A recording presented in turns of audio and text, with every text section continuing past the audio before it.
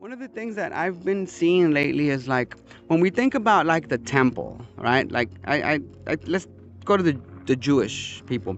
But one of the things that we as historians know, but that you out there should know also, is that what they did with the temple and they would bring their offerings and all that. That's not unique to the Jewish people. Civilizations have always done that prior. They had temples where they worshiped their god and they would bring their offerings and the priests and all that. So that system of governance, right, had already existed. That standard of the temple and sacrifice and all that. That's how humans have done it for a long time, right?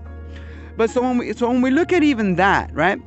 You know, I talked about how the temple was like where laws are made, right? The temple was like city hall. The temple was like where representatives come and make laws, and you take your taxes and you take your sacrifices right to the temple, right? It's almost like city hall, right? Like where governance is made, right?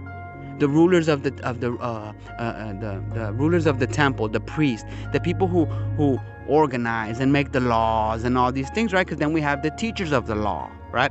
So all of these things, they sound to us, because they're religious and all priests and temples and all this, but those positions can easily be translated into like the temple. Let's call it city hall, the government building, the government center of the city, of the town, of the state. In Austin, we have the Capitol building of Texas, right? That's the temple where the laws of Texas are made, right? That's where we, the citizens of Texas, take our offerings, our taxes, go to there, not directly, but indirectly.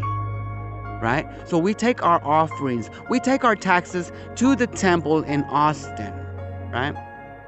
Right? Este, and the priests of that temple are the congressmen and the people who work there, and right, the teachers of the law, people who know the law. They got to know the law that they're writing. They got to know that, right? They're like teachers of the law, right? So even when we look at the temple and stuff, it's like, damn, it's almost like so what people did with the temple, let's say in the Jewish tradition, if we like rewind the tape, that almost sounds reminiscent of what would be left over if I try to explain to people, no, look, we have this building where people come from different places and bring their offerings, and from this building we'll make laws, and from here it's not just the building, about the building, is this is where we're gonna govern from, right? This is our temple, this is what we're gonna govern from, right? You bring your taxes here, you bring your offerings here, right?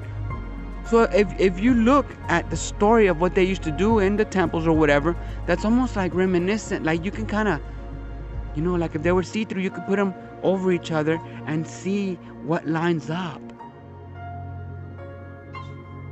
So that's remnants of something, of a knowledge of something that we knew from long ago.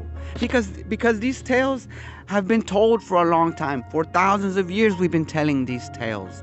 They've been written, and they've maintained, they've lasted so long. But why? Because there's something in them.